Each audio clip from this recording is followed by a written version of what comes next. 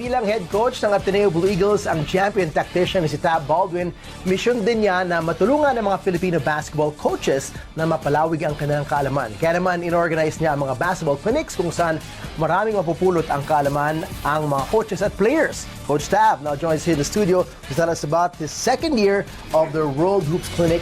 Good evening, Coach Tab. Welcome to The Score. Hi, TJ. How you doing? Thanks for joining us. I know you're so busy with the tournaments you guys are joining for ADMU, the camps you're running for the kids. Yeah. And now let's talk about this very fascinating World Hoops Clinic, Part 2, which you started last year. But let's go back to last year, how you and some friends conceptualized this and why you felt you needed to bring something like this, that European flavor. I mean, we've had, skills camps for kids all over. There's many groups who do that. Very few coaching clinics, but this is something different that you brought in. What was the idea behind it?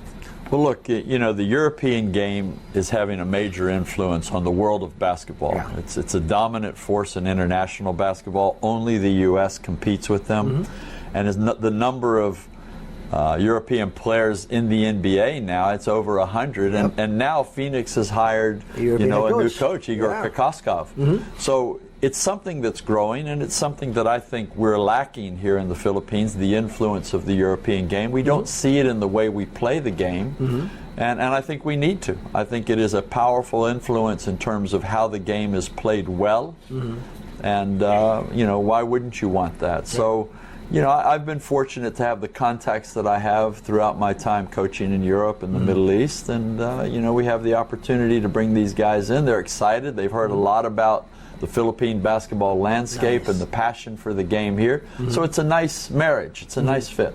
What was it like last year when you brought in the first group, when you did the first camp? What was the impact, the feedback you got from the Filipino coaches?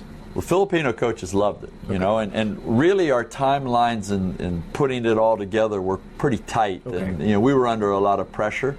But we managed to get it done. We had about 200 coaches, just over 200 coaches that attended, which really showed the potential, I think, that we didn't have a lot of promotion, we didn't have a lot of opportunity to expose the coaches to what we were trying to do, and yet we still got that kind of response. So we were pleased about that, and the coaches that came and visited absolutely loved it. And it wasn't just Boracay that they loved. It was really the experience and interacting with the coaches, and they really loved working with our players too. Okay, and so this year you're trying to improve from what you did last year, and you've got some, I was reading through your press release, you've got some incredible names from great teams and accomplishments that they've had, and I'll read some of the names here and give us some of the background of these coaches, what they've done and what they can bring to teach the local coaches here. First off, you noted this Italian coaching icon, Andrea Mazzon, who's been with the EuroLeague for quite some time. Tell us more about him.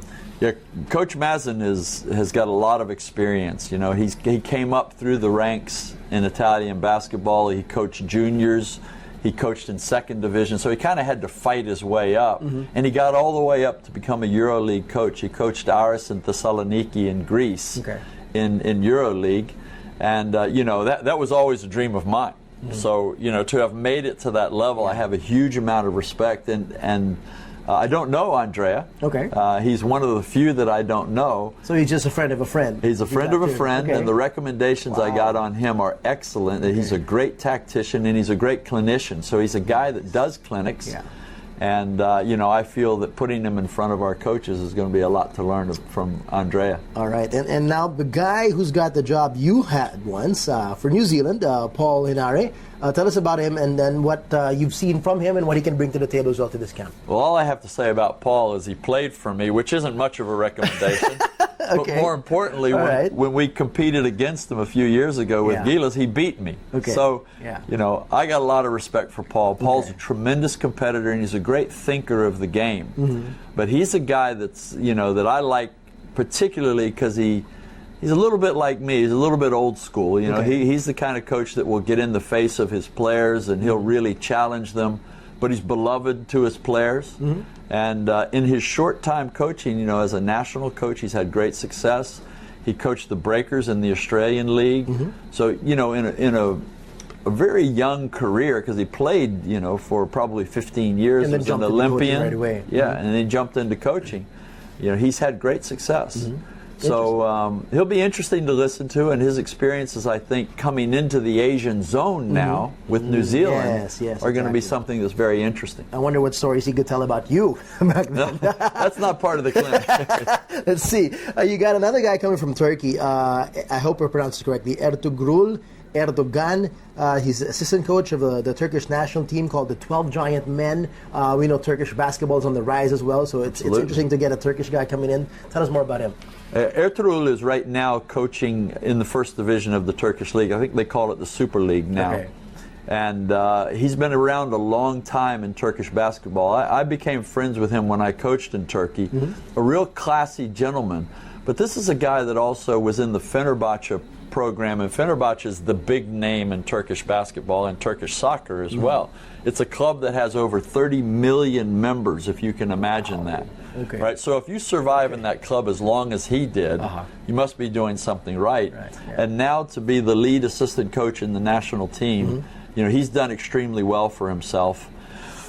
Great guy, great coach, very, very highly respected and tremendous experience. And yes, the Turkish league is now pretty much considered to be the top European league right now, ahead of Spain, ahead of Russia. Wow. All right. So great players playing in that league, and he's doing a heck of a job. Ahead of Spain and Russia. That's a big deal. That's a big deal. Okay, and last but not the least on the list of your international guest coaches is Vasilis Fragias from the former coach of the Qatar national team, and we know what they were able to do with Qatar. Tell us more about Coach Fragias. Well, first of all, I have to say, where are you getting these pronunciations? Like, you're spot on. Thank goodness. You're bang on with this. I'm just trying to say it with confidence. I'm going to invite you to the clinic to introduce these guys now. I will try. Okay. So, Fragias. Vasilis is an old friend of mine. We've competed against each other in the Asian zone. He's a Greek coach. Yeah. He's been in the Greek ranks again for a long time. Another excellent clinician. He was telling me the other day that he just did a clinic in Athens for 1,000 coaches. Wow. So we think we're happy when we get 300 or 400. We have a lot to do here to grow it. Yeah. So Vasilis, he coached the Qatar national team. He took them to a very high ranking in one of the FIBA Asian tournaments. And again, I'm excited about this guy because he brings a vast amount of experience, having coached in the Greek First Division and in the Cyprus First Division for, I think, close to 15 years. Wow. So very experienced group of guys, and they're excited about coming, and I know our coaches are going to get a tremendous amount from them. And one thing you've been mentioning, Coach Tab, with the names that we've gone through, is that beyond being good coaches and tacticians, you mentioned the term clinicians. They like teaching. It's not common, and not all coaches enjoy teaching kids or teaching coaches. It's a different thing, altogether. What is that like, and how special is that quality of a coach who is willing to share his knowledge, his passion, his philosophies for the game in terms of passing it on and to grow this game, basically? Well, you're right. Many coaches don't like to do this for many reasons. They're comfortable speaking publicly to their team or to the media, a camera or something like that. But when they have to get up in front of a whole bunch of coaches, they feel judged many times, and they feel that these coaches have the ability to critique them as well. And they're paying to attend, so there's a pressure of giving me the worth my time. Absolutely, right? Yeah. Absolutely. So these guys that enjoy doing the clinics, and to be honest, I've been one of them. I enjoy doing clinics. A lot of them, oftentimes, they don't want to hide their systems. They're not trying to keep back. They really want to share their experiences, and they're willing to open themselves up to not only the critique, but also to other coaches who may be competitors of theirs, either in the past or in the near future, and say, look, this is the way I do things. I don't want to hide it. I want to share it with coaches. And I have a lot of time and a lot of respect for that, because I believe that we're so blessed in this game of basketball that it is really incumbent upon us to give back to the game, and this is just one way of doing it. Great. Wonderful to hear that. And specifically, what are the things that you'll be focusing on? I mean, from what I read a bit here, you're going to be doing more on offensive, defensive transition, man-to-man defensive system, and as well defending the pick and roll, running the pick and roll, which is obviously a big part of the modern-day game today. Tell us a bit more about how you chose what things to focus on in terms of what you're going to teach the coaches here. Really, I ask the coaches what they're comfortable teaching. I want them to bring what they feel is their expertise, what's their strength, and bring it into the clinic. And I think they'll be comfortable doing that. And all I do is really make sure that we're not in conflict, one coach with another teaching the same topics, because I want our coaches to get a broad range of topics. From everybody, yeah. And when we've got, we have 7 coaches, and the 4 foreign coaches all doing 2 sessions, so we have a huge range of topics, and most of them are systemic. Okay. We'll get a little bit on development. I think Topex is going to do a little bit on development. You do have Norman Black, Topex Robinson as well joining. Correct. Yep, and I'll probably do a little bit on development, because right now that's a very precious thing to me, developing younger players, working at Ateneo now.